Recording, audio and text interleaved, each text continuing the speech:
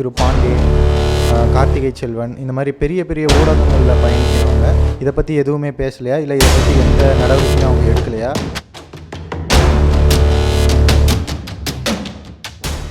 இப்போ நான் இங்கே எங்கள் குழு 24/9/2021 நாங்கள் சங்கத்தை பதிவு பண்ணுறோம். அன்னைக்கே நாங்கள் முடிவு பண்ணிட்டோம் 24/9/2024 எலெக்ஷன். ஒரு பத்திரிகையாளராக சென்னை பிரஸ் கிளப்பை மீட் எடுக்கணும் அப்படின்னு சொல்லி நீங்கள் போராடுறீங்க. இதுக்கு கண்டிப்பாக உங்கள் மேலே ஒரு மிரட்டலோ இல்லை வழக்கு பதிவோ பண்ணியிருப்பாங்களா? அது மாதிரி எதுவும் இருக்கா? தமிழ்நாடு பிரஸ் போட்டோகிராஃபர் அசோசியேஷன், தமிழில் தமிழ்நாடு புகைப்பட கலைஞர் சங்கம் அப்படின்ற ஒரு சங்கத்துக்கு இவங்க மேல்வாடைக்கு விட்டுட்டாங்க. அதில் ஒரு ஹைலைட் என்னென்னா, வலைத்தளங்களில் மூத்த பத்திரிகையாளர் சவுக்கு சங்கர் அவர்கள் பல விஷயங்களை எடுத்து கொண்டு வர்றாரு. நீங்கள் மூத்த பத்திரிகையாளர்கள்னு சொன்னது கரெக்டு, மூத்த பத்திரிகையாளர் சவுக்கு சங்கர்னு சொன்னது தான் தப்பு. அரசு பிரதிநிதி அரசுக்கு எதிராகவும் காவல்துறைக்கு எதிராகவும் நடக்கிற ஆர்ப்பாட்டத்தில் கலந்து கொள்ளலாமா? சவுக்கு சங்கருக்கு நடந்த ஆர்ப்பாட்டம் காவல்துறைக்கும் அரசுக்கு எதிர்த்து ஆர்ப்பாட்டம் தானே. 2016 சவுக்கு சங்கர் விடுதலைன்ற ஒரு செய்தியவே நாங்கள் தான் பப்ளிஷ் பண்ணோம். எங்ககிட்ட அந்த புக்கே இருக்குது. அட்டப்படத்தில் சவுக்கு சங்கர் அப்போ ஒருத்தர் கூட பப்ளிஷ் பண்ணல, நாங்கள் தான் பப்ளிஷ் பண்ணோம். இது சவுக்கு சங்கருக்கே தெரியாது. அந்த பத்திரிகையாளர் சங்கத்தை சேர்ந்தவங்கலாம் சவுக்கு சங்கர் அவர்களை பயன்படுத்திக்கிட்டாங்கன்னு சொல்ல வரீங்களா? அவர் எந்த பத்திரிகையில் பணி புரிந்திருக்காரு? சவுக்கு சங்கரையும் மாரிதாசையும் எதுக்கு அதில் கொண்டு வந்து இணைக்கிறேன்? சவுக்கு சங்கரை அதுலேருந்து அப்பட்டமானது எல்லா விஷயம் தெரிஞ்சிச்சு. அதுலேருந்து அவங்களே பின்வாங்கிட்டாங்க. பின்வாங்கினாலும் அந்த வழக்கு இருக்குது.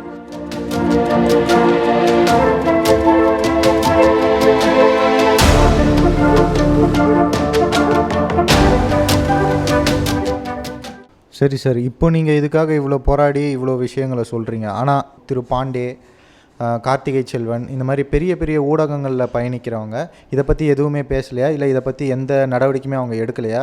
பெரிய ஊடகங்களில் பணிபுரிந்தவங்க எல்லாரும் ஒரு காலகட்டத்தில் சென்னை ப்ரெஸ் கிளப்புக்கு தொடர்பில் தினமும் சென்றவர்கள் தான். இதே சென்னை ப்ரெஸ் கிளப்பில் விநாயகர் சதுர்த்தியெல்லாம் கொண்டாடினவர் தான், விநாயகர் சதுர்த்தி விழாலாம் கொண்டாடினவர் தான் பாண்டே. அதே விநாயகர் சதுர்த்தி திருவிழாலாம் நடத்தினவர் தான். ஒரு கட்டத்திற்கு மேலே இவர்கள் மோசடி நபர்கள் என்றதை அவங்கெல்லாம் தெரிஞ்சுக்கிட்டாங்க. சேத்துல கள்ள தூக்கி போட்டால் நம்ம மேலே சேராகுன்ற ஒரு காரணம், ஒரு துறையில் இருந்துட்டு இன்னொரு அந்த துறையில் இருக்கவங்களே நம்ம அலிகேட் பண்ணக்கூடாதுன்ற ஒரு காரணத்தால் அவங்களாம் ஒதுங்கிட்டாங்கன்னு தான் சொல்லணும். இவங்க மோசடி நபர்கள்ன்றதில் அவங்களுக்கு எந்த மாற்று கருத்தும் இல்லை. அதையும் மீறி இன்றும் ஒரு சிலர் அவர்கள் பின்னாடி இருக்கிறாங்கன்னா இவங்கெல்லாம் ஒரு காலகட்டத்தில் அவங்களால பயனடைஞ்சவங்களா இல்லை, ஒதுங்கி போயிடுறாங்கன்னா இதை எப்படி எடுத்துக்க முடியும்? அவங்க வெளிப்படையாக பத்திரிக்கைக்கும் அவங்களுக்கும் சம்மந்தம் கிடையாது, ஆக்கிரமிச்சுக்கிறாங்க. ஆக்கிரமித்தவர்களை வெளியே அனுப்பணும், பத்திரிகையாளர்களையும் புதுசாக வர பத்திரிகையாளர்களையும் காப்பாற்றணும். அதை பண்ணாமல் அவங்க சரியில்லை அப்படின்னு சொல்லிட்டு நாம் ஒதுங்கி போயிட்டால் நாமளும் அதுக்கு துணை போகிற மாதிரி தானே கிட்டத்தட்ட மறைமுகமாக. இதை தான் நானும் கேட்குறேன். இதெல்லாம் நீங்கள் யங்ஸ்டராக நீங்கள் கேட்டக்கூடாதுன்ற உள்ளே கேட்டக்கூடாதுன்னு தான் உங்களெல்லாம் சேர்க்கலை. இல்லை, நான் சொல்கிறது இதே பாண்டேவோ இல்லை கார்த்திகை செல்வனோ இல்லை நெல்சன் போன்ற பத்திரிகையாளர் ஏன் இதை கேட்கலன்னு தான் நான் கேட்குறேன். ஆமாம்,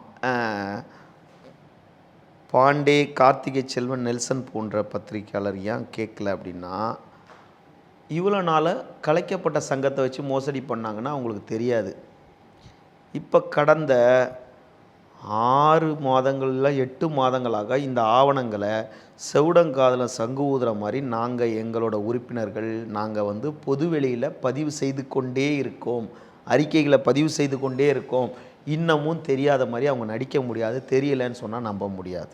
இப்போது புதுசாக இணைஞ்சவங்க பத்திரிகையாளர் புதுசாக இணைஞ்சவங்க இப்போ எங்கே இருக்கிறாங்க? நீங்கள் வச்சுருக்கிற அந்த பத்திரிகையாளர் இதுவில் இருக்கிறாங்களா இல்லை பழைய இதுவிலே தான் போய் சேர்றாங்களா? 403/1997 கலைக்கப்பட்டதுன்றதை உறுதி செய்த பத்திரிகையாளர்களும் இவர்களோட மோசடி போக்கை உணர்ந்த பத்திரிகையாளர்களும் இவர்கள் பின்னாடி செல்லக்கூடாதுன்ற தீர்க்கமான முடிவெடுத்த பழைய உறுப்பினர்களும் நாங்கள் அழைக்காமலே எங்களுக்கு ஆதரவு தந்து எங்களிடம் உறுப்பினர்களாக தொடர்ந்து தினமும் 30-40 பேர் தினமும் இணைந்து கொண்டு தான் இருக்கிறாங்க. நாங்கள் ஏப்ரல் வரைக்கும் வச்சுருந்தோம், அப்புறம் அதை ஒரு மாதம் எக்ஸ்டெண்ட் பண்ணோம், மார்ச் வரைக்கும் வச்சுருந்தோம், அப்புறம் ஏப்ரல் வரைக்கும் வச்சுருந்தோம், இப்போ மே வரைக்கும் வச்சுருந்தோம். இப்போ தினமும் எங்களுக்கு தபால்லையோ நேரடியாகவோ விண்ணப்பங்களை பூர்த்தி செய்து தினமும் 5, 10, 15, 20 விண்ணப்பங்கள் தினமும் எங்களுக்கு வந்துக்கிட்டே தான் இருக்குது. அதில் பழைய உறுப்பினர் பாதி பேர் பழைய உறுப்பினர் எங்களுக்கு தினமும் வந்துக்கிட்டு தான் இருக்காங்க. ஆனால் இன்னும் சில பேர் அங்கே இருந்துகிட்டு தான் இருக்கிறாங்க. இன்னும் சில பேர் அங்கே இருக்கிறாங்கன்னா அந்த சில பேர் வந்து என்னன்னு கேட்டால் சூழ்நிலையின் கைதியாக இருக்கிறாங்க. சூழ்நிலையின் கைதினா எப்படி புரியுது? ஏதாவது ஒரு ஒரு ஒரு சூழ்நிலையில் வந்து நீங்கள் வந்து அந்த பத்திரிகையாளர் மன்ற நிர்வாகினால் சில பலன் அடைந்திருப்பீங்க. இல்லை உங்களோட ஃபீஸ் கட்டலை, குழந்தைக்கு ஃபீஸ் கட்டலைன்னும் போது எங்கேயா ஒரு இடத்துல வாங்கி ஏதாவது ஒரு ஃபீஸை கொடுத்துருப்பாங்க. அதுவும் அவங்களுக்கு ஆதரவான நபர்களுக்கு. ரெண்டாவது, அவங்களுக்கு ஆதரவு தர பத்திரிக்கையாளர், மூத்த பத்திரிக்கையாளர்கள், விரல் விட்டு எண்ணக்கூடிய மூத்த பத்திரிக்கையாளர்கள் யாரும் இப்போ கிடையாது. அவங்க கூட யாரும் இல்லை. அந்த கூடாரம் காலி. லோக்கல் பாஷையில் சொன்னால் கூடாரம் காலி அவங்களது. அவர் சும்மா வச்சுக்கிட்டு அதான் அந்த நான் டாப் 10 காமெடி சொன்னல, அது மாதிரி தான். தலைவர் இல்லை, செயலாளர் இல்லை, பொருளாளர் இல்லை, செயற்குழு செத்து போயிட்டாங்க, நான் மேனேஜர் 2 செயற்குழு உறுப்பினர், நீங்கள் தான் இருக்கணும், அந்த கட்டிடத்துக்கே நீங்கள் தான் இருக்கணும்னு சொல்லிட்டு முதல்வரே சொல்லிட்டாருன்னு சொல்லி ஏமாற்றிக்கிட்டு இருக்காங்க. இது முதல்வர் நாலேஜுக்கு இன்னும் போகலை, அரசு அதிகாரி நாலேஜுக்கு இன்னும் போகலை, சரியாக கவனத்துக்கு போகலை. நீங்கள் இது வரைக்கும் வந்து இதை அரசுக்கிட்ட தெரியப்படுத்த என்ன மாதிரியான நடவடிக்கைகள் எடுத்திருக்கீங்க? நாங்கள் வந்து 100க்கும் மேற்பட்ட புகார்களை வந்து கடந்த மார்ச் மாதம் வரைக்கும் தொடர்ந்து இந்த அரசு அமைந்த பிறகு தலைமைச் செயலாளர், உள்துறை செயலாளர், செய்தித்துறை செயலாளர், செய்தித்துறை இயக்குனர், காவல் ஆணையர், உளவு பிரிவு கூடுதல் இயக்குனர், தமிழக காவல்துறை தலைவர், இவர்களுக்கு பல புகார்கள் அனுப்பிச்சு வச்சுருக்கோம். மறுபடியும் பத்திரிகை, அதாவது செய்தித்துறை அமைச்சருக்கு புகார் அமைச்சிருக்கோம். தலைமைச் செயலாளருக்கு திருப்பவும் 2ஆம் கட்டமாக தலைமைச் செயலாளருக்கு அமைச்சிருக்கோம். அரசு முதன்மை செயலாளர், முதல்வர் கூடுதல் பொறுப்பு அவருக்கு அமைச்சிருக்கோம். செய்தித்துறை இயக்குனருக்கு தொடர்ந்து புகார் அமைச்சிருக்கோம். பதிவுத்துறை தலைவருக்கு புகார் அமைச்சிருக்கோம். பதிவுத்துறை மாவட்ட பதிவாளர்களுக்கு புகார் அமைச்சிருக்கோம். முதல்வரோட தனிப்பிரிவுக்கு புகார் அமைச்சிருக்கோம். ஏராளமான புகார்கள் அனுப்பிச்சிருக்கோம். இன்ன வரைக்கும் விரைவில் நடவடிக்கை எடுத்துருவாங்கன்ற நம்பிக்கையில் எங்கள் பத்திரிக்கையாளர், இளம் பத்திரிக்கையாளர் அனைவருமே இருக்கிறோம். சென்னை பத்திரிக்கையாளர் மன்றத்தை கைப்பற்றணும், அபகரிக்கணுன்ற எண்ணம் எங்களுக்கு கிடையாது. ஏன்னு கேட்டால் நாங்கள் ஒரு கொள்கையை வச்சுக்கிட்டு தான் இங்கே வந்திருக்கோம். 2 ஆண்டுகளுக்கு மேலே யாருமே அடுத்து எலெக்ஷனில் நிற்கக்கூடாது. இப்போ நான் வந்து எங்கள் குழு வந்து 24/9/2021 நாங்கள் சங்கத்தை வந்து பதிவு பண்ணுறோம். முறையாக பதிவு பண்ணி சான்றிதழ் வாங்குகிறோம். அன்னைக்கே நாங்கள் முடிவு பண்ணிட்டோம் 24/9/2024 எலெக்ஷன். இப்போ அடுத்த எலெக்ஷன் 24ஆம் தேதி 9ஆம் மாதம் 2024 எங்களோட தேர்தல் உறுதின்றதை நாங்கள் டிக்ளேர் பண்ணிட்டோம். இந்த நிர்வாகிகள் அந்த நேரத்தில் நாங்கள் நிற்க மாட்டோம். அந்த நேரத்தில் நிற்கிறதும் இளைஞர்களாக தான் வரணும். இனி வரும் காலங்களில் 50 வயதுக்கு உட்பட்டவர்கள் மட்டும்தான் சென்னை பத்திரிக்கையாளர் மன்றத்தில் நிர்வாகிகளாக இருக்கணும். கௌரவ பதவியில் ஆலோசகர்களாகவும் வழிமுறைப்படுத்துவர்களுக்காகவும் பயிற்சி அளிக்கக்கூடியவர்களுக்காக வாரந்தோறும் நடத்தக்கூடிய பட்டயப்படிப்புக்காகவும் கலந்துரையாடலுக்காகவும் அனைத்துக்கும் மூத்த பத்திரிகையாளர் அனைவரையும் மதித்து அவங்களுக்கு உண்டான உரிய அங்கீகாரத்தோடு அவங்கள இருந்தாலும் சென்னை பத்திரிகையாளர் மன்றத்தின் நிர்வாகம், சென்னை பிரஸ் கிளப் நிர்வாகம் இனி 50 வயதுக்கு குறைவானவர்கள் நபர்கள் மட்டுமே எதிர்காலத்தில் இருக்கப்படுவார்கள் என்றது எந்தவித மாற்று கருத்தும் இல்லை. இப்போது சென்னை ப்ரெஸ் கிளப் எங்கே இயங்குது? அதே முரசொலி மாறன் கொடுத்த இடத்துல தான் இயங்குதா, இல்லை நீங்கள் வேறு இடத்துல வச்சு இயக்கிட்டு இருக்கீங்களா? நாங்கள் வந்து சென்னை ப்ரெஸ் கிளப்னு ஒன்று பதிவு பண்ணுறதுக்கு எங்களுக்கு வந்து ஒரு ஆதார் கார்டு தேவைப்படுதுங்க. 2வது வந்து எங்களுக்கு ஒரு ரெண்டல் அக்ரிமெண்ட்டு ஒரு அலுவலகத்தில் எங்களுக்கு இருந்தால் மட்டும்தான் சென்னை பத்திரிகையாளர் மன்றத்தை எங்களால் எந்த இடத்துலையுமே பதிவு செய்ய முடியும். இப்போ என்னுடைய இல்லம் வந்து இருக்கிறது வந்து சென்னை 85 அண்ணா நூற்றாண்டு நூலகத்துக்கு அருகே இருக்க சென்னை கோட்டூரில் இருக்க ஆதார் கார்டு என்னுடைய விலாசத்தில். அப்போது நாங்கள் பதிவு அலுவலகமாக என்னுடைய விலாசத்தையே சென்னை பத்திரிகையாளர் மன்ற பதிவு அலுவலகமாக பதிவு செய்து தற்காலிக அலுவலகமாக வெளியே செயல்பட்டு கொண்டிருக்கிறோம். சென்னை பத்திரிகையாளர் மன்றத்தை பொறுத்தளவுக்கு கோட்டூர் புறத்தில் தான் இருக்கணும், அண்ணா நகரில் தான் இருக்கணும், திருவல்லிக்கேணியில் தான் இருக்கணுன்றது சட்டம் கிடையாது. சென்னை பதிவுத்துறை சட்டம் என்ன சொல்லுதுன்னா, ஒவ்வொரு மீட்டிங்க்கும் நீங்கள் ஒவ்வொரு அலுவலகத்தை மாற்றிக்கலான்னு தான் பதிவுத்துறை சட்டமே. அதனால தான் தென் சென்னையில் பதிவு பண்ண எனக்கு வட சென்னையில் நோ அப்ஜெக்ஷன் தெரிவித்து தராங்க. அப்போ வட சென்னையில் ஒரு ப்ரெஸ் கிளப்னு ரிஜிஸ்டர் பண்ணிக்கலாம்ல, ஏன் பண்ண முடியல? மத்திய சென்னையில் பண்ணி சென்ட்ரல் மெட்ராஸில் பண்ணிக்கலாம்ல ஏன்னு கேட்டால், நான் சென்ட்ரல் மெட்ராஸ்லேயும் நார்த் மெட்ராஸ்லேயும் என்ஓசி வாங்கி கொடுத்ததுக்கு காரணம் என்னென்னா, எங்கே வேணாலும் பண்ணிக்கலான்றதுக்காக. ஆனால் இங்கே அப்படி இல்லை. அரசு வந்து சென்னை ப்ரெஸ் கிளப்புக்காக உரிய இடத்தை வழங்கியிருக்கு. அந்த இடத்துக்கு தான் ப்ரெஸ் கிளப்பு போகணும். அதுதான் எங்களோட முயற்சியாக இருக்குது. எங்களுக்கு எந்த பத்திரிக்கையாளர்களும் எதிரிகள் கிடையாது. மூத்த பத்திரிக்கையாளர்கள் அனைவரையும் நாங்கள் மதித்து வரவேற்கிறோம். இளம் பத்திரிக்கையாளர்களை நாங்கள் அரவணைச்சு போகிறோம். இனி வளர்ச்சி ஊடக நிறுவனம் பெரிய லெவலில் வளர்ச்சி வந்துட்டு இருக்கும்போது, சமூக ஊடகங்கள் வளர்ச்சி அடைஞ்சிட்டு இருக்கும்போது, சமூக ஊடகம் பெரிய பெரிய காட்சி ஊடகத்தில் அச்சு ஊடகத்தில் இருக்கவங்களாம் இன்றைக்கி சமூக ஊடகத்தில் வரும்போது, இன்றைக்கி நாங்கள் சமூக ஊடகத்தில் இருக்க இளைஞர்களுக்கும் நாங்கள் வரவேற்பு கொடுக்குறோம். சமூக ஊடகத்தில் எப்படி வழங்குகிறோம்? ஏதோ ஃபோன் வச்சுக்கிட்டு 10 வயசு பையன் ஒரு யூடியூப் வச்சுருக்கான், அவன் மெம்பராக முடியாது. இப்போ பத்திரிகைக்கு ஒரு நெறிமுறை கிடையாது. ஒரு 80 வயசு பாட்டிக்கு வந்து ஆதார் கார்டு இருந்துச்சுன்னா அவங்க ஒரு பத்திரிக்கை பதிவு பண்ணலாம். ஒரு 10 வயசு பையன் ஒரு ஆதார் கார்டு இருந்தால் அவன் பேர்லேயும் ஒரு பத்திரிக்கை பதிவு பண்ணலாம். இப்படி தான் சட்டம் இருக்குது. ஆனால் அவங்கள 10 வயசு பையனையும் 80 வயசு பாட்டியும் நம்ம பத்திரிக்கையாளராக எடுத்துக்க முடியாது. பத்திரிகை தொடர்ந்து வரணும், பத்திரிகைகள் தெரிஞ்சிருக்கணும், சரியான நேரத்தில் வரணும், முறையான பத்திரிகையாக இருக்கணும். அதில் வந்து ஒரு அதான் சொல்லணும்னா ஜெனுனிட்டி, அந்த மாதிரி பத்திரிகையாளர்களை மட்டும்தான் நாங்கள் இணைக்கிறோம். இளைஞர்களுக்கு கதவு இந்த மாதம் அந்த மாதம் இல்லை, எப்பயுமே திறந்துருக்கு சென்னை ப்ரெஸ் கிளப்பில். இதுதான் எங்கள் நோக்கம், எங்கள் இலக்கம். அதுதான் எங்கள் தலைவரோட இருக்க எங்களோட எல்லாரோட இதுவுமே 2024 யங்ஸ்டர்ஸ் டீமாக தான் இருக்கணும். அப்போ எலெக்ஷன் இந்த ப்ரெஸ் கிளப்புக்கு சென்னை ப்ரெஸ் கிளப் 425/2021 தான் இதோட ரிஜிஸ்ட்ரேஷன் நம்பர். இந்த சென்னை ப்ரெஸ் கிளப் சென்னை பத்திரிகையாளர் மன்றத்துக்கு 24/9/2024 எலெக்ஷன் நடக்கும். இன்று நீங்கள் உறுப்பினராக இருந்தீங்கன்னா 2024 நீங்கள் பொதுச் செயலாளர் எலெக்ஷன் ஜெயிச்சுட்டு நீங்கள் வாங்க, நாங்கள் நிற்க மாட்டோம். ஒரு பத்திரிக்கையாளராக சென்னை ப்ரெஸ் கிளப்பை வந்து மீட் எடுக்கணும் அப்படின்னு சொல்லி நீங்கள் போராடுறீங்க. இதுக்கு கண்டிப்பாக உங்கள் மேலே ஒரு மிரட்டலோ இல்லை வழக்கு பதிவோ பண்ணியிருப்பாங்களா? அந்த மாதிரி எதுவும் இருக்கா? நான் சொல்லலான்னு பார்த்தேன், நீங்களே கேட்டுட்டீங்க. சென்னை ப்ரெஸ் கிளப் சென்னை பத்திரிகையாளர் மன்றத்தை வந்து நாங்கள் வந்து செப்டம்பர் 17 விண்ணப்பித்து செப்டம்பர் 24 2021 சான்றிதழ் வாங்கிட்டோம். வாங்கிட்டு மறைந்த சென்னை பத்திரிகையாளர் மன்றத்தின் பொருளாளராக இருந்த 13 அக்டோபரில் மறைந்துட்டார். நாங்கள் 16 அக்டோபரில் வந்து எங்கள் நிர்வாகிகள் எல்லாருமே போயிட்டு சென்னை ப்ரெஸ் கிளப்பில் அவரோட படம் ஒன்று வச்சுருந்தாங்க, அதுக்கு மாலை போடுறதுக்காக நாங்கள் காலையில் எல்லோரும் போனோம். மாலையை போட்டுட்டு வெளியே வந்ததுக்கப்புறம் அன்றைக்கே காவல்துறையில் என் மீது 4 பொய் வழக்குகள். சென்னை ப்ரெஸ் கிளப்புக்குள்ளே போயிட்டு இருந்த பொருட்களை, விலை உயர்ந்த பொருட்களை, விதை மதிக்க முடியாத பொருட்களை நான் கடத்திட்டு போயிட்டேன்னு என் பேரில் 380 ஒரு புகார் கொடுத்து ரிமாண்ட் பண்ணிட்டாங்க. இன்னொரு புகார், சென்னை ப்ரெஸ் கிளப்புக்கே பதிவெண் கிடையாது, அந்த சென்னை ப்ரெஸ் கிளப்பில் இன்னொரு அலுவலகம் மறைமுகமாக, அதாவது இந்த சொல்லுவாங்கள்ல வாடகைக்கு ஒரு வீட்டை எடுத்துகிட்டு மேல் வாடகைக்கு விடுறாங்களோ, ஹவுஸ் ஓனருக்கு தெரியாமல் ஒரு மேல் வாடகைக்கு விடுவாங்கன்னு ஒரு பழமொழி இருக்குல்ல மெட்ராஸ், அந்த மாதிரி சென்னை ப்ரெஸ் கிளப்பு கொடுக்க வேண்டிய இடத்துல, சென்னை ப்ரெஸ் கிளப்பு கொடுத்த இடத்துல சென்னை ப்ரெஸ் கிளப்புக்காக ஒரு கட்டிடத்தை பொதுநலத்தோடு கட்டி கொடுத்த SRM நிறுவனம் வந்து கட்டி கொடுத்த கட்டிடத்தில் பின் பக்கத்தில் படிக்கட்டுக்கு கீழே தமிழ்நாடு ப்ரெஸ் ஃபோட்டோகிராஃபர் அசோசியேஷன், தமிழில் தமிழ்நாடு புகைப்பட கலைஞர் சங்கம் அப்படின்ற ஒரு சங்கத்துக்கு இவங்க மேல் வாடகைக்கு விட்டுட்டாங்க. அதில் ஒரு ஹைலைட் என்னென்னா, அந்த சங்கத்துக்கும் பதிவெண் கலைக்கப்பட்டுருச்சு. ஆனால் அவங்க கொஞ்சம் பிரில்லியன்ட், இவங்களோட அவங்க பிரில்லியன்ட். எப்படின்னா, வருஷம் யாராவது ஒரு மூத்த பத்திரிகையாளரை கொண்டு வந்து கலைக்கப்பட்ட சங்கத்துக்கு அவங்களே எலெக்ஷன் நடத்திப்பாங்க. அந்த செயலாளர் மட்டும் அப்படியே இருப்பார்.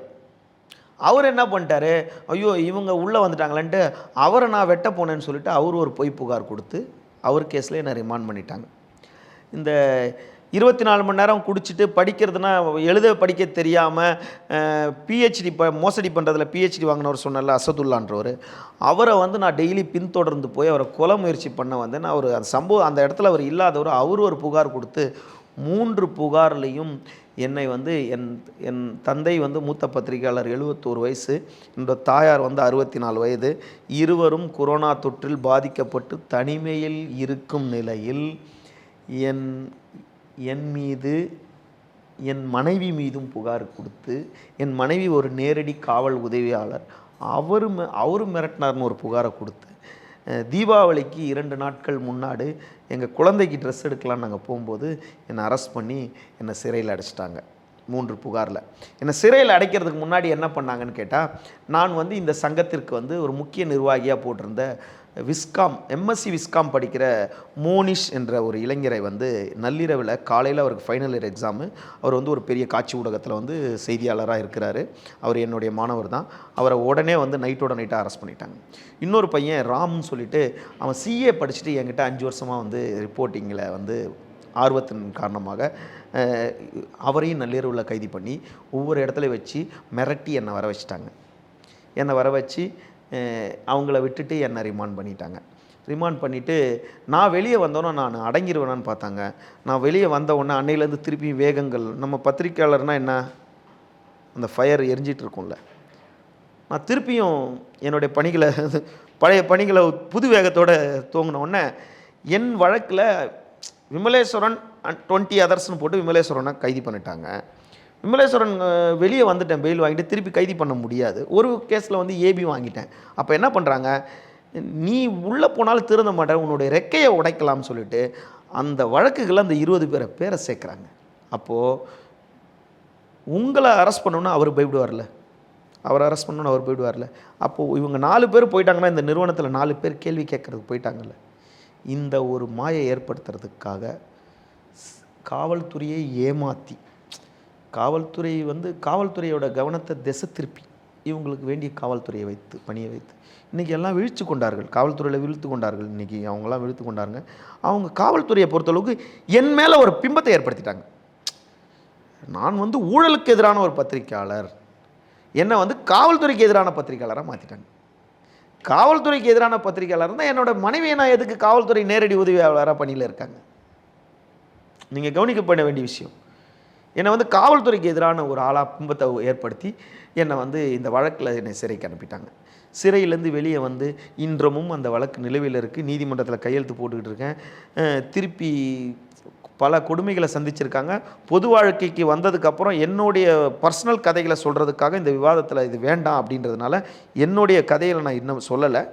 ப்ரெஸ் கிளப் சம்மந்தமாக நீங்கள் இந்த அளவுக்கு பாதிக்கப்பட்டுன்னு சொல்லியிருக்கீங்க. நீங்கள் ஒரு பத்திரிக்கையாளர், அது அப்போ வந்து சக பத்திரிக்கையாளர் வந்து உங்களுக்கு உறுதுணை யாருமே நிற்கலையா? ஏன்னா இப்போ வந்து வலைத்தளங்களில் வந்து மூத்த பத்திரிக்கையாளர் சவுக்கு சங்கர் அவர்கள் வந்து பல விஷயங்களை எடுத்து கொண்டு வர்றாரு. அவர் கூட உங்களுக்கு வந்து ஆதரவு நிற்கலையா?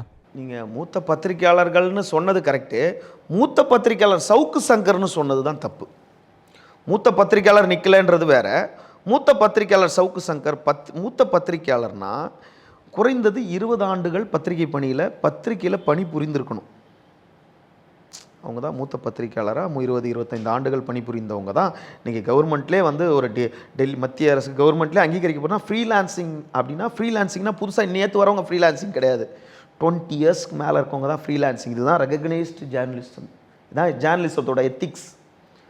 அவர் ஒரு நல்ல புலனாய்வு எழுத்தாளர், சமூக ஊடகத்தின் எழுத்தாளர், அவர் ஒரு நல்ல விமர்சகர். அவருக்கும் சென்னை பத்திரிகையாளர் மன்றத்துக்கும் பெரிய தொடர்பு இல்லை. ஏன் தொடர்பு இல்லை? அப்போ ஏன் அவருக்கு நடந்த ஆர்ப்பாட்டம் நடந்துச்சு அப்படின்னு நீங்கள் கேட்டிங்கன்னா, அன்னைக்கு நடந்த ஆர்ப்பாட்டம் அவருக்காக இவங்களோட தவறை மறைக்கிறதுக்காக சவுக்கு சங்கருக்கு பொதுவாகவே வந்து பார்வையாளர்கள் அவருக்கு நிறைய பேர் தெரிஞ்சவங்க இருக்காங்க. இவங்க ப்ரெஸ் கிளப்புக்கு நாளை விட்டு நாள்பட கையை விட்டு போய்கிட்டே இருக்குது. இந்த கட்டிடத்தை விட்டு நம்ம ரோட்டுக்கு வந்துட போகிறோம், நம்மளை எப்படி திரத்திட போகிறாங்க. அப்போ இந்த இடத்துல நம்ம எல்லாரையும் கூப்பிடணும். நம்ம கூப்பிட்டா ஒருத்தன் கூட வரமாட்டான். அப்போ சவுக்கு சங்கரை கூப்பிட்டா எல்லாரும் வருவாங்க. அப்போ நீங்கள் கூர்ந்து கவனிக்கணும். சம்பந்தம் இல்லாமல் சொல்லலை, சம்பந்தத்தோடு சொல்கிறேன். 11/12/2021 மாரிதாஸை கைது பண்ணாங்க. மாரிதாஸை கைது பண்ண போது இந்த மிஸ்டர் 420 அண்ட் கோ தான் 2 பக்கத்தில் பதிவன் இல்லாத ரெகக்னைஸ்ட் பண்ணாத போலியான லெட்டர் பேடில் ஒரு போலியான முத்திரையை குத்தி ஏமாத்துறாங்க. எப்படின்னா, மாரிதாஸை கைது பண்ண காவல்துறைக்கு வரவேற்பு அப்படின்னு போடுறாங்க. 11/12/2022 இப்போ நடந்த அதுக்குள்ளே 6 மாதம் கூட ஆகலை. இப்போ மாரிதாஸ் மேலே கைதியே பண்ணல, மாரிதாஸ் மேலே வழக்கு தான் போட்டிருக்கேன். அந்த வழக்கு மாரிதாஸ் மேலேயும் சவுக்கு சங்கர் மேலேயும் வழக்கு போட்டிருக்காங்க, ஜூவி மேலேயும் வழக்கு போட்டிருக்காங்க. அப்போது ஜூவி நிறுவனத்துலேருந்து ஆள் வந்திருக்காங்க, சவுக்கு சங்கர் வந்திருக்காரு, அவர் மேலே வழக்கு போட்டிருக்காங்க. அவருக்காக வந்த கூட்டம் தான், சவுக்கு சங்கருக்காக வந்த கூட்டம் தான் தவிர பாரதிய தமிழர் இந்த மோசடி நபர்களுக்காக வந்த கூட்டம் கிடையாது. இதை வச்சு இவங்க இந்த கட்டடத்தை தக்க வச்சுக்க பிளான் பண்ணுறாங்க. இந்த ஆர்ப்பாட்டத்தில் மாரிதாசை ஏன் கூப்பிடலை? பாதிக்கப்பட்டவங்களுக்கு தானே ஆர்ப்பாட்டம் நடத்துறீங்க. அந்த நிலை காவல்துறைக்கு எதிராகவும் அரசுக்கு எதிராகவும் ஒரு ஆர்ப்பாட்டம் நடத்துகிறாங்க. நீங்கள் கேட்டதுக்காக சொல்கிறேன். இந்த அரசு வந்த உடனே பத்திரிக்கையாளர் நலவாரியம்னு ஒன்று அமைச்சிச்சு. அந்த பத்திரிக்கையாளர் நலவாரியத்தில் ஒரு 6 பத்திரிக்கையாளர்களை மூத்த பத்திரிக்கையாளரை தேர்வு செய்தாங்க. ஆர்எம்ஆர் ரமேஷ், திரு கோலப்பன் அவர்கள், திரு தினத்தந்தி சிவந்தி ஆதித்தன் அவர்கள், திரு கவாஸ்கர் அவர்கள், இது போன்ற. அதில் லட்சுமி அப்படின்ற ஒரு பெண் பத்திரிகையாளரையும் அந்த நலவாரியத்தில் நியமனம் செய்தாங்க. நலவாரியம்னா அது அரசு திட்டத்தோட அவங்க ஒரு பிரதிநிதி, அரசோட பிரதிநிதி தானே. அரசு பிரதிநிதி அரசுக்கு எதிராகவும் காவல்துறைக்கு எதிராகவும் நடக்கிற ஆர்ப்பாட்டத்தில் கலந்து கொள்ளலாமா? சவுக்கு சங்கருக்கு நடந்த ஆர்ப்பாட்டம் வந்து காவல்துறைக்கும் அரசுக்கும் எதிர்த்து ஆர்ப்பாட்டம் தானே, அதில் மாற்று கருத்து இல்லையே. அந்த ஆர்ப்பாட்டத்தில் அரசு பிரதிநிதியாக இருக்க லட்சுமி அவங்க வந்து அதில் கலந்துக்கலாமா? தப்பு தானே. காலாவதியான ப்ரெஸ் கிளப்னு சொல்கிறீங்க, அவங்க எப்படி சார் அரசுக்கு எதிராக போராடுறாங்க? அது நீங்கள் கண்டித்து எதுவும் சொல்லியிருக்கலாமே. அதை நாங்கள் கண்டித்து சொல்லும் போது தான் காவல்துறைக்குள்ளே நாங்கள் அழுத்தம் கொடுக்குறோம். அவங்க வந்து முறை தவறி அங்கே பத்திரிகையாளர் ஆர்ப்பாட்டத்தை நடத்துகிறாங்க, அவங்க ரெகக்னைஸ்டே கிடையாது அப்படின்னும் போது அவங்க என்ன சொல்லிட்டாங்க, மீடியா பப்ளிஷிங்க்கு ஃபுல்லாக என்ன பண்ணுறாரு, இந்த மிஸ்டர் 420 சென்னை ப்ரெஸ் கிளப் ஆர்ப்பாட்டம்னு கூப்பிட்றாரு. தனிப்பட்ட முறையில் எல்லாரும் அழைக்கும் போது நாங்கள் ஒரு 4 அமைப்பாக சேர்ந்து ஆர்ப்பாட்டம் நடத்துகிறோம், மற்ற 4 சிறு அமைப்புகளை பத்திரிகை அமைப்புகளை கொண்டு வந்து ஆர்ப்பாட்டம் நடத்துகிறோம். இந்த 4 அமைப்புகள் பேரை சொல்லி பர்மிஷன் கேட்குறாரு. கட்டடத்துக்குள்ளே நடத்தும் போது பர்மிஷன் கிடையாது, ரோட்டில் வந்து நடத்துகிறதான் பர்மிஷனு அப்படின்னு சொல்லிட்டு காவல்துறை அவங்களுக்கு பாதுகாப்பு கொடுக்குறாங்க. ஏன்னாட்டா நீங்கள் எதனா ஒன்றா நீதிமன்றத்துக்கு போங்கன்றாங்க. நாங்கள் நீதிமன்றத்துக்கு போகணுன்னு தான் அவங்க எதிர்பார்க்குறாங்க. ஏன்னு கேட்டால் வழக்கே இல்லாமல் 20 வருஷமாக நீதிமன்றம் வழக்கையும் காரணம் காட்டி நடத்துனவங்களுக்கு இப்போ உண்மையாலுமே நாங்கள் ஆதாரத்தோட வழக்கு போட்டால் அவங்களோட பணபலத்தால் எங்களால் ஒன்றும் பண்ண முடியாது. இன்னும் 22 வருஷத்துக்கு என்னுடைய காலம் முடிஞ்சு உங்கள் காலம் முடிஞ்சு உங்கள் மகன் வந்து இந்த ஆர்ப்பாட்டத்தை முன்னெடுக்கிற வரைக்கும் அந்த ப்ரெஸ் கிளப்பில் இவங்களுக்காக ஒரு இடத்த வச்சு அங்கேயே இவங்க லாபி பண்ணலான் இருக்காங்க. அப்போ நீங்கள் என்ன சொல்ல வரீங்கன்னா, அன்றைக்கி நடந்த போராட்டத்தில் அந்த பத்திரிகையாளர் சங்கத்தை சேர்ந்தவங்கலாம் வந்து சவுக்கு சங்கர் அவர்களை பயன்படுத்திக்கிட்டாங்கன்னு சொல்ல வரீங்களா? ஏன்னா நீங்கள் அதான் சொல்கிறீங்க, அவர் வந்து அவருக்கு ஒரு க்ரௌட் பிரில்லியன்ட். ஓகேவா, சவுக்கு சங்கரும் அவங்கள பயன்படுத்திக்கிட்டாரு. எதனால் சொல்கிறேன்னா, அடுத்த 3 நாள் கழித்து அண்ணாமலைக்கு எதிராக ஆர்ப்பாட்டம் நடந்துச்சு, அதில் சவுக்கு சங்கர் கலந்துக்கலையே. அப்போயும் இவங்க கட்டிடத்தை காப்பாற்றுறதுக்காக எங்கடா கவர்மெண்ட்டை ஏற்று காவல்துறை ஏற்று ஆர்ப்பாட்டம் நடத்திட்டோமே, 30ஆம் தேதி அன்னைக்கு அண்ணாமலை ஏற்று ஒரு ஆர்ப்பாட்டம் நடத்தினா தான் கவர்மெண்ட் மனசு குளிரும் அப்படின்னு சொல்லிட்டு இவங்க ஆர்ப்பாட்டம். ஏன் அதுக்கும் இதுக்கும் 1 வாரம் கூட வித்தியாசம் இல்லையே, சவுக்கு சங்கர் அதில் கலந்துருக்கலாமே. ஏன்னு கேட்டால் சவுக்கு சங்கர் இவங்களை பயன்படுத்திக்கிட்டாங்க. இந்த 2வது ஆர்ப்பாட்டத்துக்கு க்ரௌடை வர வைக்கிறதுக்கு இவங்க சவுக்கு சங்கரை முதல் ஆர்ப்பாட்டத்தில் பயன்படுத்திக்கிட்டாங்க. சரி, அப்போ முதல் நாள் அந்த ஆர்ப்பாட்டத்தில் சவுக்கு சங்கர் வந்து பேசினா அவர் பேசின விஷயங்களை வந்து நீங்கள் ஆதரிக்கிறீங்களா? அந்த கருத்தில் உங்களுக்கு எதுவும் பிரச்சனை இல்லையா? அப்போது நான் என்ன நினைக்கிறேன் அப்படின்னா, சவுக்கு சங்கர் ஒரு பிரில்லியன்ட் அப்படிங்கிறீங்க, சவுக்கு சங்கரும் அவங்கள பயன்படுத்திக்கிட்டாரு, அவங்க சவுக்கு சங்கரை பயன்படுத்திக்கிட்டாங்க அப்படிங்கிறீங்க. அப்போ சவுக்கு சங்கர் அவர்களை மூத்த பத்திரிகையாளர் அப்படின்னு சொல்லக்கூடாது, அவர் அப்படி சொல்கிறது மட்டும்தான் உங்களுக்கு முரணான்னு கேட்குறேன் அவர்கிட்ட. இல்லை, அவர் அப்படி சொல்லக்கூடாது, அவர் சொல்கிறது தான் முரணான்றது நான் என்னன்னு கேட்டால், அவர் எந்த பத்திரிகையில் பணி புரிந்திருக்காரு? இல்லை, கண்டிப்பாக இல்லை தான். ஆன்லைனில் வந்து சவுக்குன்னு ஒன்று வச்சு எழுதுனதாக சொல்கிறாங்க. ஆன்லைன் ரெகக்னைஸ்டு நாங்கள் ரெகக்னைஸ் பண்ணல, நாங்கள் சென்னை ப்ரெஸ் கிளப்பில் மெம்பர் உள்ளே விடலைன்றார. சென்னை ப்ரெஸ் கிளப்பில் சவுக்கு சங்கர் மெம்பரா? அவர் வந்து ஒரு காவல்துறை அமைச்சு பணியாளர்கள், அதுலேருந்து அவர் விஆர்எஸ் வாங்கிட்டு வந்திருக்காரோ, அவர் வந்து சஸ்பெண்டில் வந்தாரோ, ஒரு நீதிமன்ற உத்தரவில் இருக்காரோ, ஒரு பாதி சம்பளம் வாங்குறாரோ, அதெல்லாம் ஒரு தனிப்பட்ட விஷயம். அவர் ப்ரெஸ் கிளப் மெம்பரா? இல்லை. நாளைக்கு உங்களுக்கு ஒரு கொடுமை நடந்துச்சுன்னா இந்த பாரத் தமிழன், இந்த மிஸ்டர் 420 வந்து உங்களுக்காக ஆர்ப்பாட்டம் நடத்துவாரா? நடத்த மாட்டார். ஏன்னு கேட்டால் உங்களுக்காக யாரும் வரமாட்டாங்க, உங்கள் 3 பேர் தான் வருவாங்க. அதனால் அவருக்கு எந்த பயனும் கிடையாது. 2வது அந்த ஆர்ப்பாட்டத்தில் இது வந்து டெல்லிக்கு வரைக்கும் இந்த பிரச்சனை போகும்னு பார்த்தாங்க. அந்த ஆர்ப்பாட்டத்தில் அன்னைக்கே வந்து முடிவு பிறந்து இந்த சென்னையோட தமிழகத்தோட இந்த பிரச்சனை முடிஞ்சிருச்சு, இது டெல்லி வரைக்கும் போவோம், கைதி தொடரும்னு பார்த்தாங்க. கைதி பண்ண விடலை. அந்த நேரத்தில் நாங்களும் ஸ்டாண்ட் வித் சவுக்கு அப்படின்னு சொல்லிட்டு எங்கள் அமைப்பு சார்பிலையும் ஸ்டாண்ட் வித் சவுக்குன்னு நாங்கள் வந்து, ஏன்னு கேட்டால் கருத்து சுதந்திரத்தை நாங்கள் வரவேற்கிறோம், கருத்து சுதந்திரத்தை நாங்கள் வரவேற்கிறோம். கருத்து சுதந்திரம்னா என்னென்னா எத்திக்ஸ் ஆஃப் ஜேர்னலிசம் தான். கருத்து சுதந்திரன்ற ஒரே ஒரு காரணத்தை வச்சுக்கிட்டு வரம்பி மீறி எல்லை மீறி ஒருமையில் பேசுறது கருத்து சுதந்திரம் இல்லை. எனக்கு முன்னாடி இருக்கவங்க எனக்கு அப்படி சொல்லித்தரல, எனக்கு கீழே இருக்கவங்களும் நான் அப்படி சொல்லித்தர மாட்டேன். ஆனால் சவுக்கு சங்கர் அவர்கள் வந்து எல்லாரையும் உரிமையில் தான் பேசுகிறாரு. ஆனால் நீங்கள் ஐ ஸ்டாண்ட் வித் சவுக்குன்னு நாங்கள் அன்றைக்கி போட்டோம் அப்படிங்கிறீங்க. ஒரு வரம்பு மீறி யாரையும் விமர்சனம் பண்ணக்கூடாதுங்கிறீங்க. அவர் வரம்பு மீறி தான் விமர்சனம் பண்ணுறாரு. அப்போ அவர் மட்டும் என்ன விதிவிலக்கா?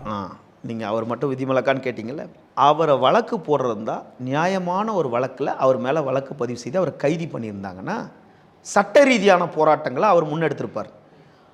ஒரு வழக்கில் அவரை நுழைக்கிறாங்க, ஒரு வழக்கில் அவர் உள்ளே பின்னப்படுறாரு. அதில் அந்த வழக்கு இப்போ நிலுவையில் இருக்குது, விசாரணையில் இருக்குது, அது நடந்துகிட்டு இருக்கும்போது அதை பற்றி நம்ம விமர்சனம் பண்ணக்கூடாதுன்றனால அதை பற்றி நான் பேசலை. பட் அந்த ஆர்ப்பாட்டம் எதுக்கு நடந்ததுன்னா, சவுக்கு சங்கர் மேலே நீ தனிப்பட்ட முறையில் புகார் வாங்கி எஃப்ஐஆர் போடு. ஏன் அந்த புகாரில் வடதுருவத்தையும் தென் துருவத்தையும் இணைக்கிற, சவுக்கு சங்கரையும் மாரிதாசையும் எதுக்கு அதில் கொண்டு வந்து இணைக்கிற? சவுக்கு சங்கரை அதுலேருந்து அபட்டமானது எல்லா விஷயம் தெரிஞ்சிச்சு. அதுலேருந்து அவங்களே பின்வாங்கினாலும் அந்த வழக்கு இருக்குது. உண்மையான குற்றவாளிகளை காவல்துறை நிச்சயம் நடவடிக்கை எடுக்கும். அதுக்கு உண்டான முகாந்திரம் இருக்குது, அதுக்குண்டான ஆதாரம் இருக்குது, அதுக்குண்டான எவிடன்ஸ் இருக்குன்னு காவல்துறை தன்னோட சுற்றறிக்கையில் சொல்லியிருக்கு. அந்த வழக்கில் சவுக்கு சங்கரை நாங்கள் கைது பண்ணதை நான் கைது பண்ணுறதுக்கு வழக்கு பதிவு சொன்னால் நாங்கள் ஏற்றுக்கல, அவ்வளோதானே தவிர அவர் பேசுகிறதுக்கு எல்லாத்துக்கும் நாங்கள் ஆதரவு தரோம்னு சொல்லலை. சரி, புரியுதுங்க. நீங்கள் சவுக்கு சங்கர் அவர்களை மூத்த பத்திரிகையாளர்னு ஏற்றுக்க முடியாதுங்கிறீங்களா, இல்லை பத்திரிகையாளராகவே ஏற்றுக்க முடியாதுன்னு சொல்கிறீங்களா? இல்லை, அவர் கடந்த எனக்கு தெரிஞ்சு ஒரு 7-8 ஆண்டுகளுக்கு மேலாக அவர் ஒரு வலைதளத்தில் எழுதிட்டு வராரு. ஒரு நல்ல செய்திகளை சில செய்திகளை பல செய்திகளை ஆதாரபூர்வமாக அவர் எழுதியிருக்காரு. அவரை மூத்த பத்திரிக்கையாளர் நீங்கள் அட்ரஸ் பண்ணும்போது தான் மூத்த பத்திரிக்கையாளருக்கு இந்த தகுதியெல்லாம் இருக்கணும், பணிபுரிந்திருக்கணும்னு நான் சொல்லியிருக்கேனே தவிர, நீங்கள் நாளைக்கே போயிட்டு ஒரு வலைதளத்தை ஓப்பன் பண்ணி நீங்கள் 100 செய்தி எழுதுனதுக்கப்புறம் நான் உங்களை மூத்த பத்திரிக்கையாளரை நான் ஏற்றுக்க மாட்டேன். அதுக்குண்டான பணி புரிந்த அனுபவம் வேண்டும். பத்திரிக்கையாளர் கூடயே நான் பழகிட்டு இருப்பேன், நான் பத்திரிக்கையாளர் ஆகணும்னா ஆக முடியாது. ஓகேங்களா? அவர் ஒரு வலைதள எழுத்தாளர். அவர் பல செய்தி ஊழலில் ஒரு நாட்டையே உழுக்கக்கூடிய ஊழல் செய்திகளை அம்பலப்படுத்தியவர் தான், அதில் மாற்று கருத்து இல்லை. அதனால அவர் மேலே வழக்கு பதிவு பண்ணிச்சு. இதே 2016 இப்போ சொல்கிறேன் பாருங்கள், 2016 சவுக்கு சங்கர் விடுதலைன்ற ஒரு செய்தியவே நாங்கள் தான் பப்ளிஷ் பண்ணோம். எங்ககிட்ட அந்த புக்கே இருக்குது. அட்டைப்படத்தில் சவுக்கு சங்கர் அப்போ ஒருத்தர் கூட பப்ளிஷ் பண்ணல, நாங்கள் தான் பப்ளிஷ் பண்ணோம். இது சவுக்கு சங்கருக்கே தெரியாது, என்கிட்ட இருக்குது அந்த புக்கு. என்னோடய ஆசான்ட்ட நான் தான் படம் கொடுத்து நாங்கள் தான் புக்கை பிரிண்ட் பண்ணோம். ஆனால் அது வேறு. மூத்த பத்திரிக்கையாளர் நீங்கள் அட்ரஸ் பண்ணும்போது மூத்த பத்திரிக்கையாளர் ஒரு குறிப்பிட்ட தகுதி இல்லாமல் இருக்கணும். அதான் கேட்குறேன், மூத்த பத்திரிக்கையாளர் இல்லைன்னு சொல்ல வரீங்களா, இல்லை பத்திரிக்கையாளரே இல்லைன்னு சொல்ல வரீங்க கேட்குறேன். சிம்பிளாக முடிச்சிடலாம். இல்லை, அவர் வலைதள அரசியல் பார்வையாளர் அந்த மாதிரி சொல்லி முடிச்சுக்கலாம். இல்லை, அவர் அவர் ஒரு நல்ல விமர்சகர், அவர் வலைதள எழுத்தாளர் தான், பத்திரிகையாளர் இல்லை. சவுக்கு சங்கர் ஒருமையில் பேசுகிறாரு, அதனால் அவர் மேலே வழக்கு பதிவு போட்டாங்கன்னு நம்ம எடுத்துக்கலாம். ஆனால் திமுக அரசு தொடர்ந்து பத்திரிகையாளர்கள் மேலே ஒரு கருத்துரிமை அடக்குமுறை நடத்துகிறாங்கன்னு சொல்லலாம். ஏன்னா விகடன் மேலே போட்டது அது நம்ம எப்படி ஏற்றுக்கிறதுன்னு தெரியல. இது சம்மந்தப்பட்டு நீங்கள் என்ன நடவடிக்கை எடுத்திருக்கீங்க? அது அடக்குமுறை கிடையாதா? திமுக அரசு அடக்குமுறை பண்ணலையா கருத்து உரிமைக்கு? இந்த அரசு இல்லை, எந்த அரசுக்கு வந்தாலும் அது பத்திரிகையாளருக்கு எதிரான அரசு தான் வச்சுக்கோங்க. ஆனால் இதில் பதம் தான் கூட குறைவு இருக்கும். இந்த அரசு திரு மு.க. ஸ்டாலின் தலைமையில் அவர் அமைஞ்சிருக்க அரசு வந்ததுக்கப்புறம் தான் முதல் முறையாக அவர் பதவி ஏற்கிறதுக்கு 4 நாள் முன்னாடியே முன்கள பணியாளர்களாக பத்திரிகையாளர் அறிவித்தாங்க. அவங்க இதுக்கு முந்தைய அரசு கொரோனா நிவாரண நிதி முதல் முறை கொடுத்துட்டு 2வது முறை பாதி பேர் கொடுக்காமல் விட்டுட்டு போயிட்டாங்க. அதையும் சேர்த்து கொடுத்துட்டு பத்திரிக்கையாளருக்கு அதுக்கு 4000 ரூபாய் ஒரு பத்திரிக்கையாளர்களுக்கும் கொரோனா நிதி வழங்கினாங்க. அது இல்லாமல் ஒரு பத்திரிக்கையாளர்களுக்கும் காப்பீடு வழங்கினாங்க. காப்பீடு வழங்கினதும் இல்லாமல் அவங்களோட குடும்பத்தினருக்கும் காப்பீடு வழங்க பத்திரிக்கையாளர் நல வாரியம் அமைச்சிருக்காங்க. பத்திரிக்கையாளர் ஓய்வூதியத்தை உயர்த்தி தரதா தீர்மானம் நிறைவேற்றப்பட்டிருக்கு. சேமநல நிதி உயர்த்தப்பட்டிருக்கு. இது போன்ற பல திட்டங்களை இந்த அரசு பண்ணிக்கிட்டே தான் இருக்குது. ஆனால் நமக்கு அதெல்லாம் பத்தலை. இன்னும் நம்ம அவங்கக்கிட்ட எதிர்பார்க்குறோம். இதெல்லாம் பத்தலை, இன்னும் எதிர்பார்க்குறோம். நீங்கள் எதிர்பார்க்குறீங்க அந்த சென்னை ப்ரெஸ் கிளப்ன்ற பேரில் இருக்கக்கூடிய ஒரு அமைப்பு, வேறு ஒரு அதாவது பதிவெண் இல்லாத நீங்கள் சொல்லபடி கலைக்கப்பட்ட ஒரு அமைப்பு, அதாவது நீங்கள் சொல்கிற அமைப்பு, அதாவது நீங்கள் இருக்கிற அமைப்பு இல்லை, நீங்கள் சொல்கிற அந்த அமைப்பு இதுக்கெல்லாம் முன்னெடுப்பு நடத்துனாங்களா? என்ன நிலையில் இருக்காங்க? இதை பற்றி தான் பார்வை இருக்கா? இல்லை, அவங்க எப்படின்னா, அதாவது பத்திரிக்கையாளர் ஓய்வூதியம் அப்படின்றது 5000, 8000, தற்போது 10,000. இந்த 10,000ன்றது குறைந்தது 22 ஆண்டுகள் 20 ஆண்டுகள் பத்திரிகை துறையில் பணிபுரிந்திருக்க வேண்டும் 58 வயதிற்குள். 59 வயதுக்குள்ள நீங்கள் 20 ஆண்டுகளை பணி நிறைவு செய்திருந்தால் பண முடிப்பு வாங்காத பட்சத்தில், அந்த நிறுவனத்திலேருந்து எதுவும் பண முடிப்பு வாங்காத பட்சத்தில் உங்களுக்கு வந்து விண்ணப்பிச்சிங்கன்னா கருணை அடிப்படை, அது பத்திரிகையாளர் ஓய்வூதியன்றதே கருணை அடிப்படையில் வறுமையின் கீழே இருக்கவங்களுக்கு வந்து வழங்கப்படுறது தான் பத்திரிகையாளர் ஓய்வூதியம். அது வந்து 10,000 இப்போ வழங்கிக்கிட்டு இருக்காங்க. இந்த 10,000 வந்து இந்த சென்னை ப்ரெஸ் கிளப்பில் இதுக்கு முந்தைய இருந்த நபர்கள் என்ன பண்ணுறாங்கன்னா, இந்த அப்போ வந்து நலவாரியம் கிடையாது அந்த அரசு, இப்போ தானே நலவாரியம். இதுக்கு முன்னாடி வந்து pension committee, PF committee, accreditation committee, wage board, இந்த மாதிரி ஒரு 4-5 அமைப்பு அரசு வச்சுருந்துச்சு. இந்த 4-5 அமைப்புலையுமே இந்த நபர்களோட ஆளுமை ஜாஸ்தியாக இருக்கும். இந்த இந்த இந்த மிஸ்டர் 420 பாரதி தமிழன் சொன்னல, பெருமாள் என்ற பாரதி தமிழன், இவர் வந்து சென்னை ப்ரெஸ் கிளப்போட ஜாயின்ட் செக்ரட்டரியாக தன்னை அட்ரஸ் பண்ணிக்கிட்டாலும் அந்த கமிட்டியில், அந்த பென்ஷன் கமிட்டியில் போயிட்டு என்னவாகிறாரு, சென்னை யூனியன் ஆஃப் ஜேர்னலிஸ்ட்னு ஒரு சங்கம், அன்பழகனோட சங்கம் வேறு சங்கம், அது தொழில் சங்கம், அது லேபர் யூனியன், இது அசோசியேஷன், சொசைட்டி ஆக்ட், அது லேபர் ஆக்ட். நீ சொசைட்டி ஆக்டில் ஜாயின்ட் செக்ரட்டரியாக இருந்துக்கிட்டு கவர்மெண்ட் சலுகைக்காக யூனியன் லேபர் ஆக்டில் பிரதிநிதியாக நீ அந்த கமிட்டியில் போய் உக்காந்துக்கிற.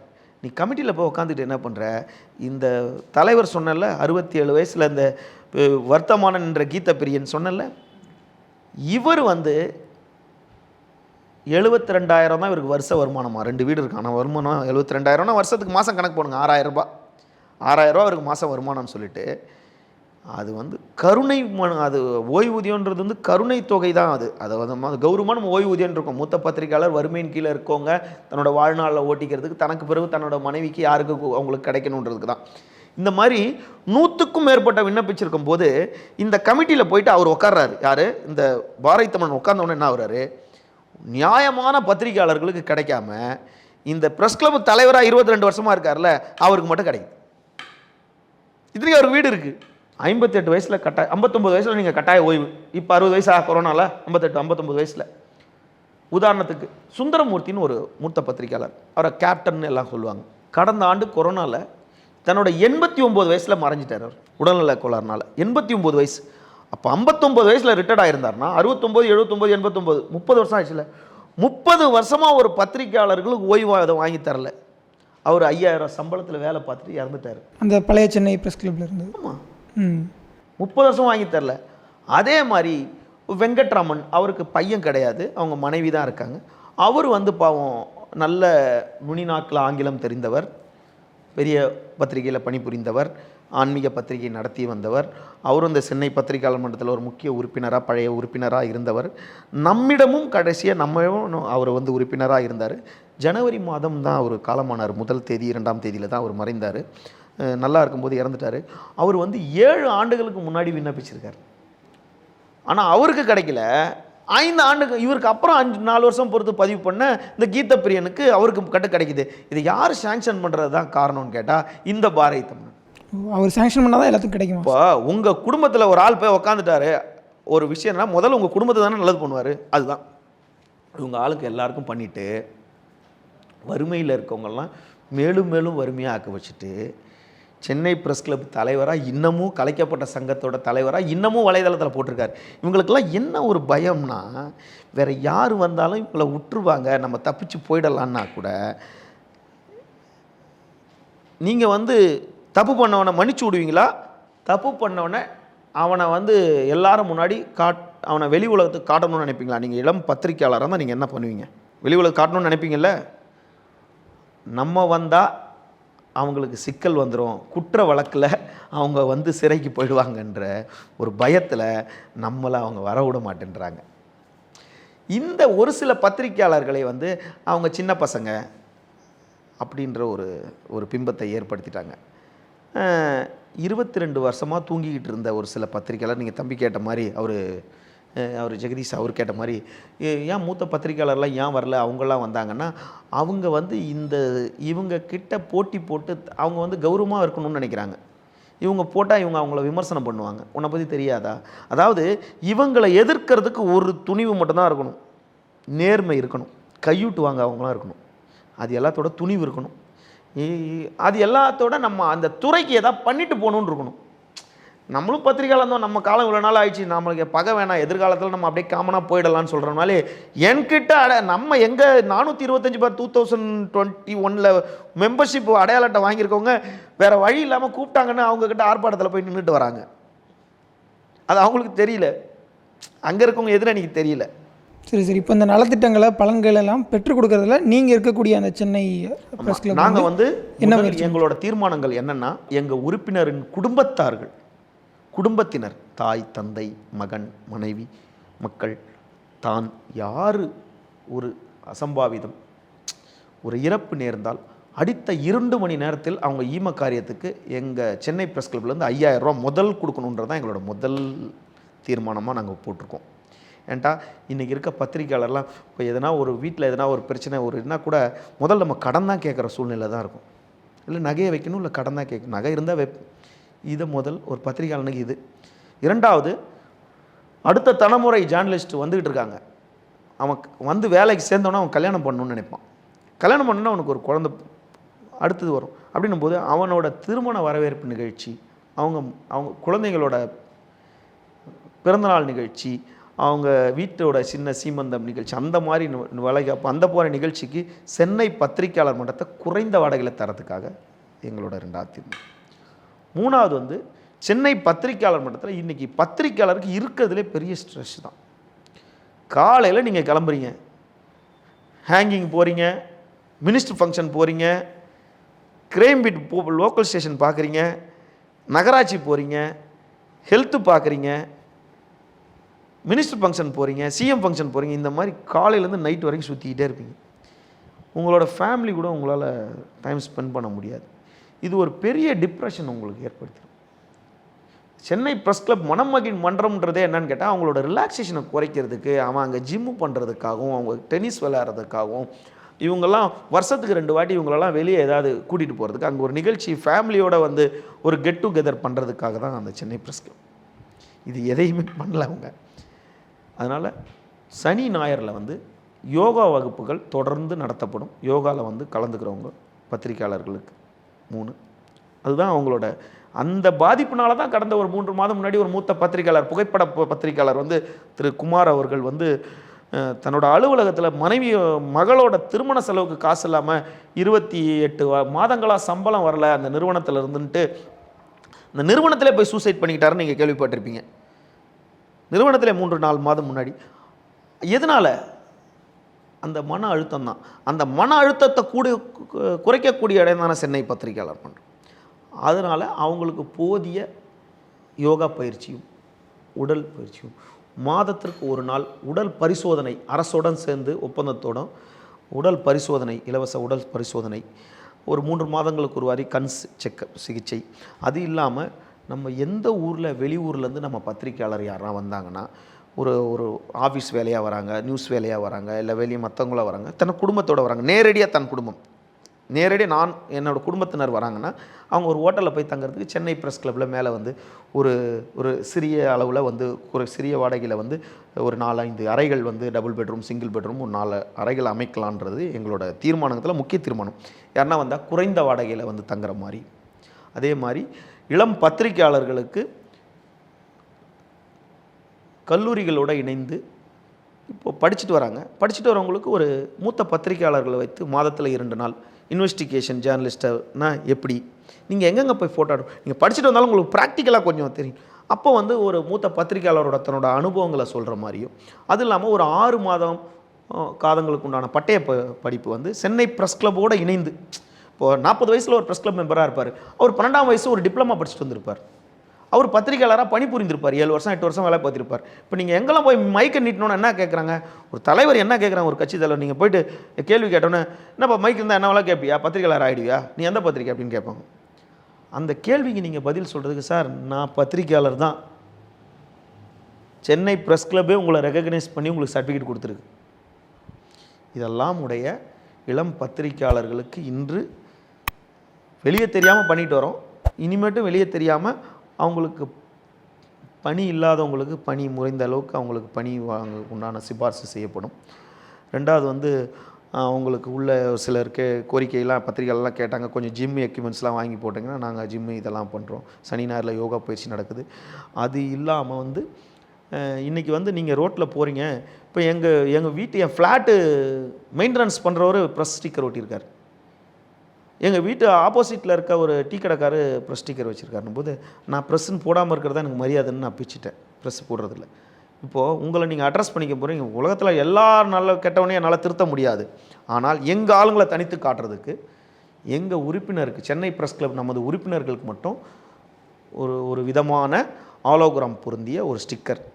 எங்கள் சென்னை ப்ரெஸ் கிளப்பா, சென்னை ப்ரெஸ் கிளப்பில் இருக்கவன் இப்படிப்பட்டவனாக தான் இருப்பான், அவன் இப்படி படிச்சிருப்பான், அவன் இதுதான் ஜெர்னலிஸ்ட்டாக இருப்பான், அவன் அக்கடா துக்கடா பத்திரிக்கையாளராக இருக்க மாட்டான், அவனோட ஆலோகிராம் அவன் வண்டியில் தட்டு, அவன் வெப்சைட் ஓப்பன் ஆகும், வெப்சைட்டில் அவன் ஐடி கார்டு இருக்கும், பார்த்துட்டு அனுப்பு, அவன் கரெக்டான ஜேர்னலிஸ்ட்டாக. அதை நாங்கள் முன்னாடியே வடிகட்டி நிருபர்களாக மாற்றிட்டுருக்கோம். இன்னும் பல திட்டங்கள் இருக்குது. கைக்கு வராமல் எதையுமே வந்து பண்ணக்கூடாதுன்றதுனால நாங்கள் கட்டடத்தை எங்களுக்கு கொடுங்கன்னு கேட்கல. இந்த கட்டடத்துக்கு அரசாக பார்த்து நேர்மையான முறையில் நடவடிக்கை நாங்கள் போனோம்னா இதெல்லாம் செய்வோம். எங்களோட கோரிக்கை இந்த 10 நபர்கள் வந்து வெளியேற்றப்பட வேண்டும், நியாயமான நபர்கள் வர வேண்டும், சென்னை ப்ரெஸ் கிளப் அங்கீகரிக்கப்பட்ட நபர்கள் வர வேண்டும்.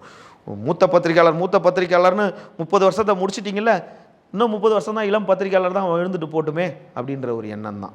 நீங்கள் முன்னமே குறிப்பிட்டீங்க கடைசியாக வந்து ஒரு 11 பேர் சொல்கிறீங்க அப்படின்னு. அவங்க பேர் சொன்னால் நல்லா இருக்கும். 22 ஆண்டுகளாக சென்னை பத்திரிகையாளர் மன்றத்தை கட்டிடத்தை வைத்து மோசடியில் ஈடுபடும் முக்கிய நம்பர் 1 வர்த்தமானன் என்ற கீதப்பிரியன். 67 வயது, பத்திரிகையாளர் ஓய்வூதியம் பெற்றுக்கொண்டிருப்பவர். சென்னை பத்திரிகையாளர் மன்ற பொறுப்பு தலைவராக தன்னை இன்று வரை கலைக்கப்பட்ட சங்கத்தின் பொறுப்பு தலைவராக தன்னை அடையாளப்படுத்தி கொண்டிருக்கிறார். இரண்டாவது, 20 ஆண்டுகளுக்கு மேலாக இந்தியாவிலே இல்லாத சிவக்குமார் என்ற நபர் செயலாளர் என்ற முறையில் சென்னை பத்திரிகையாளர் மன்றத்தில் 4 கல்வெட்டுகளில் அவர் பெயரை பதிவு செய்து இன்று முதல் ஒட்டுமொத்த பத்திரிகையாளரை ஏமாற்றி வருகிறார். மூன்றாவது நபர்கள் பெருமாள் என்ற பாரை தமிழன். அவர் தன்னை இணைச் செயலராக தானே பின்புற வாசல் வழியாக வந்து தேர்தலில் நிற்காமல் எந்த பொதுக்குழு செயற்குழு யாரும் தீர்மானிக்காமல் இணைச் செயலாளர் என்று இன்று வரை எங்களுக்கு அதிகாரப்பூர்வமாக பதிவுத்துறை வழங்கிய பெயரையும் எங்களது ரப்பர் ஸ்டாம்பையும் எங்களது லோகோவையும் பயன்படுத்தி தினமும் மோசடி செய்து வரும் இணைச் செயலாளர் பாரை தமிழன். நான்காவது, கடந்த ஆண்டு அக்டோபர் மாதம் 13ஆம் தேதி மறைந்த பொருளாளர் அன்பழகன் அவர் இப்போ இல்லை, அவர் பேரை சொல்லி இவங்க நிறையா மோசடி பண்ணியிருக்காங்க. அதற்கு பிறகு JM தாமஸ், அவர் 80 வயது நபர், அவர் தமிழ்நாட்டுக்கே இல்லை, அவர் இங்கேருந்து போயே 15 வருஷம் ஆச்சு, கேரளாவில் இருக்கார். அவர் தான் அதோட ஒரு செயற்குழு உறுப்பினர்னு சொல்லி இன்ன வரைக்கும் ஏமாத்துறாங்க. இவர் இப்போ 85 வயது, கேரளாவில் இருக்கிறாரு, நேற்று வரைக்கும் இருந்தார். அதுக்கு அடுத்து அண்ணன் சுந்தர வடிவேல் அப்படின்னு அவரும் காலமாகி 3-4 ஆண்டுகள் ஆயிடுச்சு. அதற்கு பிறகு கோசல்ராம், அவர் காலமாகி 50 வயதில் காலமாகி 2 ஆண்டுகள் முடிய போகுது. அதற்கு பிறகு குபேந்திரன் ஒருவர், அவர் தற்போது ஏதோ ஒரு பத்திரிகையில் பணிபுரிவதாக வந்து கொண்டிருக்கிறது. விவாதங்களில் தொடர்ந்து கலந்துக்கிறார். இவரெல்லாம் இப்போது தான் இந்த பேரை தான் நீங்கள் கேள்விப்பட்டிருப்பீங்க. அதுக்கு பிறகு ரஜினிகாந்த் என்பவர், அவர் சென்னை காவல் ஆணையர் அலுவலகத்தில் சுற்றி வருவார். அவர் எந்த ஊடகத்தில் பணிபுரிகிறார் இன்ன வரைக்கும் தெரியல, அது விசாரித்தா தான் தெரியும். அதற்கு பிறகு நரேஷ், அவர் வந்து திடீர்னு வருவார், எந்த பத்திரிகையில் இல்லை, இவங்க முழு நேர பத்திரிகை பணியில் இல்லை. அதற்கு அடுத்த நபர் அசதுல்லா, 24 மணி நேரமும் சென்னை பத்திரிகையாளர் மன்றத்தில் உட்காந்துக்கிட்டு டெய்லி 2000 வருமானத்தை பார்த்து கொண்டு காவல்துறை பற்றி செய்தியை, கமிஷனரை பற்றியும் டிஜிபியை பற்றியும் செயலாளர் உள்துறை செயலாளர் பற்றியும் தலைமைச் செயலாளர் பற்றியும் வாட்ஸ்அப்பில் பதிவு போட்டு அவர் என்ன பத்திரிகையாளர்னு தெரியல. சென்னை பத்திரிகையாளர் மன்றத்தில் நடக்கிற எல்லா ப்ரெஸ் மீட்லேயும் அவர் ஏதோ ஒரு பேரில் அவருக்கு வந்து தினமும் பணம் வந்துக்கிட்டே இருக்கும். அவர் தினமும் 2000 ரூபாய்க்கு குடிப்பார். கொரோனா காலத்தில் கூட அவருக்கு எப்படி சரக்கு எங்கேருந்து வருதுன்னு தெரியாது. சென்னை பத்திரிகை ப்ரெஸ் கிளப் பேரை சொல்லி பயன்படுத்தி அது ஒரு டாஸ்மாக் பாரு மாதிரி தான் எப்பயுமே லாரி வச்சு கொண்டு போய் தான் மது பாட்டில்களை வெளியே கொட்டக்கூடிய சூழ்நிலையில் இருக்குது.